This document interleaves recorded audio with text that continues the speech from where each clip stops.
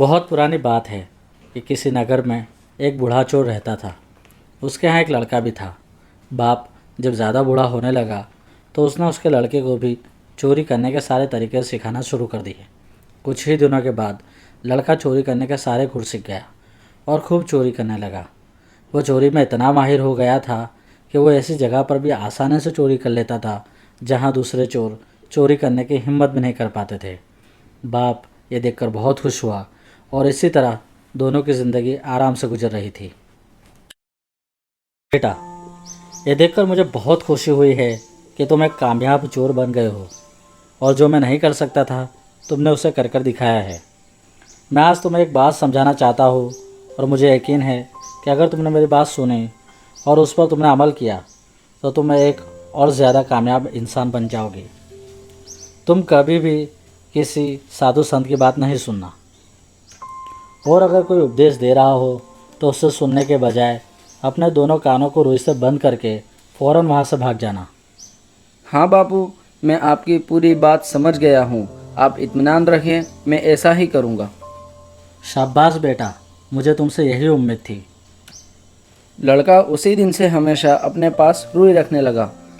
एक दिन उसने सोचा, सुनने में आया है कि राजा के पास उसके बाप दादा की बड़ी दौलत है, क्यों ना आज वहीं जाकर महल में चोरी की जाए।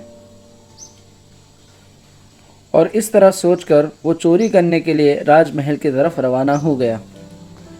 रास्ते में उसे एक जगह भीड़ नज़र आई। वो रुका और एक शख्स से मालूम किया, क्यों भैया, वहाँ इतनी भीड़ कैसी है? बेटा, वहाँ कोई बड़ा महात्मा उपदेश दे रहा है। ये सुनकर उसे बाप की हिदायत याद आई। सुनकर वो कुछ परेशान सा भी हो गया।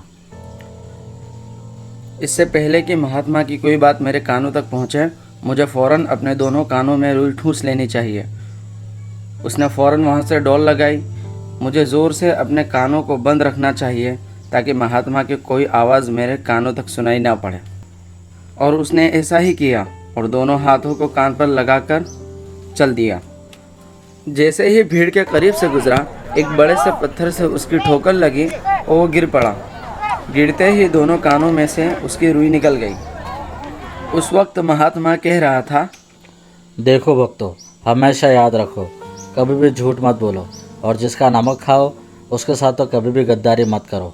जो ऐसा करता है उसे परमात्मा हमेशा सुखी रखता है। ये दोनों बातें उसके कानों में गई। वो झटपट उठा और दोनों कानों पर हाथ रखकर दौड़ पड़ा, मगर महात्मा की कहे अल्फाज उसके कानों में गूंज रहे थे। और दौड़ते दौड़ते वो राजमहल पहुंचा। और राजमहल के बाहर सिपाही ने उसे देख लिया और देखते ही उससे पूछा, और क्यों राजमहल में घुस रहा है? तू है कौन? तब चोर ने सोचा, उसे महात्मा का उपदेश याद आया कि कभी झूठ नहीं बोलना चाहिए, ऐसा करने वाले को परमात्मा सुखी रखते हैं। उसने दिल ही दिल में सोचा, चलो आज सच बोलकर देखता हूँ। उसने सिपाही से कहा, मैं एक चोर हूँ और चोरी करने महल में जा रहा हूँ। यकीन ना हो तो देखो, मैं थैला भी लिए जा रहा हूँ। और सिपाही ने कहा, अरे क्यों मजाक कर रहा है, जा अंदर जा। सिपाही ने ऐसा सोचा कि राजमहल का कोई नौकर है और वो मजाक कर रहा है, तो उसे अंदर जाने दिया। राजमहल में उस जगह पहुंचा जहां बड़े से बॉक्स में दौलत भरी पड़ी थी। उसका दिल खुशी से उछलने लगा। अरे इतनी दौलत, मज़ा आ गया। उसने एक थैले में जितनी आ सकती थी उतनी दौलत भरी और खुशी खुशी दूसरे कमरे में घुस गया। वो जिस कमरे में घुसा वो राजा का बावर्ची खाना था। वहाँ कई तरह के पकवान, मिठाइयाँ और खाने रखे हुए थे। उसने सोचा, क्यों ना आज खाना खा लिया जाए, भूख भी लग रही है। खाने के बाद आराम से चला जाऊंगा। उसने थैला एक तरफ रखा और जी भरकर खाना खाने लगा। जैसे ही थैला उठाकर वो चलने लगा, उसे महात्मा का उपदेश याद आया। उसे याद आया, जिसका नमक खाओ उसका बुरा मत सोचो। वो सोच में पड़ गया, मैंने खाना खाया, उसमें नमक भी था, इसलिए मुझे उसका बुरा नहीं सोचना चाहिए। इतना सोचकर उसने थैला यहीं छोड़ दिया और वापस लौट गया। जैसे ही महल के गेट के बाहर गया, उसे वही सिपाही वापस मिला और सिपाही ने कहा, तुम तो चोरी करने गए थे, क्या हुआ, चोरी नहीं की? चोर ने कहा, चोरी की थी मगर वहीं छोड़ आया बावर्ची खाने में, क्योंकि जिसका नमक खाया है मैं उसका कभी बुरा नहीं सोचना चाहिए।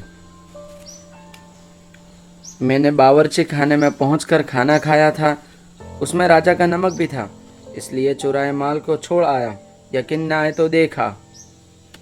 सिपाही ने कहा, तुम मुझे क्यों बेवकूफ़ बना रहे हो? जब भाग यहाँ से, बहुत मजाक हो गया।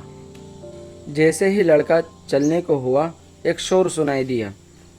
खाना बनाने वाला दौड़कर आ रहा था। पकड़ो पकड़ो, वो चोर है, बच के निकल ना जाए। पहरेदार ने उसे फौरन पकड़ लिया और राजा के सामने उसे पेश कर दिया। तब राजा ने उससे कहा कि तुम्हारी इतनी हिम्मत कि तुम राज दरबार में चोरी करो।